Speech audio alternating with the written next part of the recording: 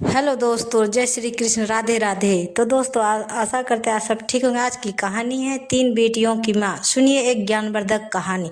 ये कहानी एक महिला की है, तो दोस्तों ये कहानी अंत तक सुने। मैं एक मामूली औरत हूँ, इतनी मामूली हूँ कि आपकी नज़र भी मुझ पर नहीं पड़ी, लेकिन मैं आपको देख रही हूँ। आप अपने बीवी के साथ डॉक्टर के यहाँ जा रहे हैं, उसकी कोख में लड़की या लड़का, यह जानने के लिए। असल में आप अपनी लड़की की हत्या करना चाहते हैं। कोख में ही आपको यह ख्याल भी नहीं आ सकता कि जिस सड़क से आप जा रहे हैं उसे मैंने बनाया है। मैंने यहाँ रोड़ियाँ बिछाई और फिर उन्हें दुर्मुट से कूटा था। मेरी छोटी बेटी तब यहाँ किनारे पर उगी झाड़ियों में उगती रहती थी। मेरी तीन बेटियां हैं। मेरा आम आदमी कहता था कि अगर बेटा नहीं हुआ तो मुझे छोड़ देगा। उसने कहने के लिए मुझे छोड़ भी दिया, पर अब भी पक्का पकाया खाने के लिए जब तक आ जाता है चिकनी चुपड़ी बातें भी करता है। मैं सब समझती हूँ, फिर सोचती हूँ कि चलो मेरी बेटियों का बाप है। कमाल है, जिन बेटियों से वह छुट्टी चाहता था उन्हीं बेटियों के नाम की थाली में उसे परोस देती हूँ। वह समझता है बेटियों बोझ हैं। मेरी तीन बेटियों सांवली है, उनकी काली आंखें हैं बड़ी बड़ी पके जामुनों जैसी, और हाथ बड़े फुर्तीले हैं, खूब काम करती हैं। मेरी ही तरह वे तरह तरह के धंधे पीटेगी, पर फिर भी उनके होने से मुझे बड़ी तसल्ली है। मैं अकेली तो नहीं हूँ ना। तुम समझते हो लड़कियों बेकार होती है, लड़कों के कामों को आप जानते ही नहीं।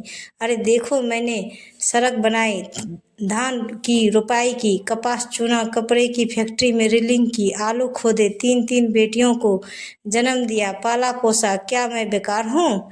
ये जो तुम चाय पीते हो उसकी पत्तियों भी लड़कियों ही चुनती है, और क्या क्या नहीं करती। इतने धंधे औरतें करती है कि गिनवाने मुश्किल, और तुम्हारा ये छूटर कोई 1 पाउंड का होगा। 1 पाउंड यूं इतनी होती है कि दिन रात लग कर 3 दिन में उसका शूटर बनता है, जिसके मुझे 12 रुपये मिलते थे। तब बच्चियां छोटी थी तो सोचती थी घर में उनके पास बैठे बैठे बुनाई कर सकती हूँ, लेकिन धंधा बड़े नुकसान का था। फिर ठेकेदार ने मीन मेख निकालनी शुरू की और मुझ पर गलत नज़र डालने लगा, तो मैंने ये धंधा छोड़ दिया। फिर आटे की फैक्ट्री में काम किया, बड़े काम छोड़े और पकड़े। 2-4 मुर्गियाँ और बकरियाँ तो खैर पालती ही हूँ। इसी तरह रूखा सूखा चलता है। ये जो तुम्हारी बीवी ने रेशमी साड़ी पहन रखी है, इसके धागे भी औरतें तैयार करती है। कीड़े पालती है, मुश्किल काम है। जांग में घाव हो जाते हैं, धान की रोपनी में भी पैरों में खारवे हो जाते हैं और कमर झुके झुके टूट जाती है।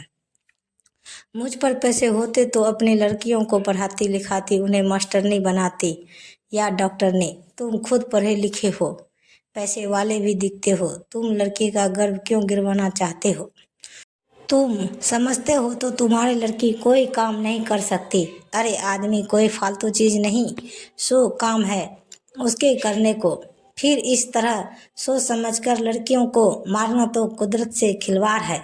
अगर मान लो तुम्हारे घर का लड़का हो गया तो तुम क्या सोचते हो, वो तुम्हें लड़की से ज़्यादा प्यार करेगा? फिर लड़के बिगड़ते भी बहुत कम हैं। आजकल उनका ध्यान सरातर ताश और मारपीट में ज़्यादा हो गया है। मान लो लड़की ही पैदा हो जाए तो क्या तुम उसे पढ़ाना लिखाना वो तुम्हें खूब प्यार करेगी? लड़कियां माँ जाप को खूब प्यार करती है। तुम्हारे घर में रौनक होगी सो अलग से। तुम सोचते हो दहेज देना पड़ेगा तो तुम उसे खाने कमाने लायक कर देना। दहेज मांगने वाली से शादी मत करना।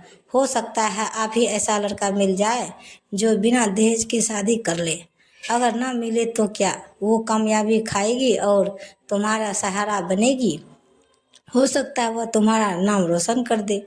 तुम्हारे लिए क्या पैसा ही सब कुछ हो गया है? दुनिया का डर अपनी बेटी से भी बड़ा हो गया। आखिर तुम अपनी बेटी को प्यार तो कर ही सकते हो, और बेटी भी तुम्हें प्यार कर सकती है। माँ बाप और बच्चे का इतना रिश्ता बहुत हुआ, इसके लिए तो आदमी जीता है। पैसे की चाहे जितना मानो, पर मोह ममता फिर भी बड़ी चीज है। इसे बनाए रखने में ही खैर है, नहीं दुनिया उजरी समझो। कुदरत के साथ इतनी मनमानी अच्छी नहीं।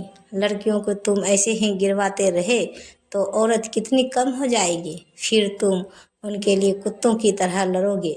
दहेज के डर से आज उन्हें मरवा सकते हो तो कल फिर पैसे के लिए लालच में बेचोगे भी। इस तरह क्या दुनिया बड़ी अच्छी हो जाएगी या तुम्हारे घर परिवारों में खुशियाँ छा जाएगी। तुम जो रेशमी साड़ी पहनकर इसके साथ चली आई हो, इससे इतना डरती क्यों हो? सोचती हो यह तुम्हें छोड़ देगा?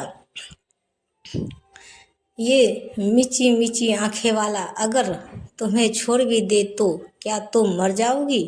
मैं तो पढ़ी लिखी भी नहीं थी, मैं तो तानों से नहीं डरी। आदमी ने छोड़ने की धमकी दी तो कह दिया लो छोड़ दो। अब भी मेहनत करके खाती हूँ, तब भी मेहनत कर लूँगी, पर वो क्या मुझे छोड़ पाया? हम औरतें बड़े काम की हैं, हमें ये ऐसे ही थोड़े छोड़ सकते हैं। परिवार की ज़रूरत तो इन्हें भी है, नहीं तो हफ्ते हफ्ते मर जाएंगे। कोई पानी देने वाला भी नहीं मिलेगा। मैं तो कहती हूँ बेटी भी पैदा करो, दहेज भी मत दो और डरो भी मत। देखना दुनिया ऐसी ही चलेगी, इससे अच्छी चलेगी। दाब धौस कुछ कम ही होगी।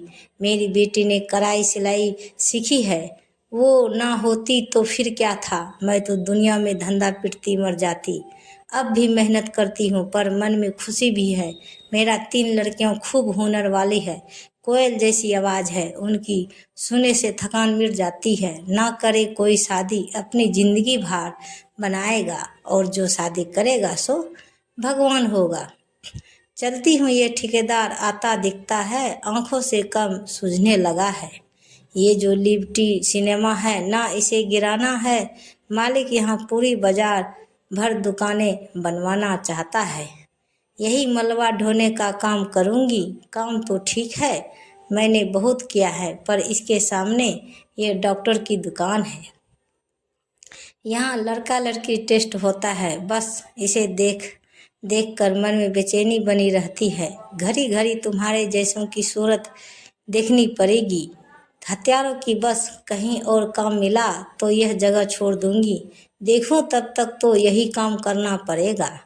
मैं पढ़ी लिखी होती तो यही सब बातें लिखी देती, फिर तो तुम भी मेरी बात किताब में पढ़ लेते। पढ़कर तुम भी कहते कतारी देवी देवी बात तो पत्ते की कहती है।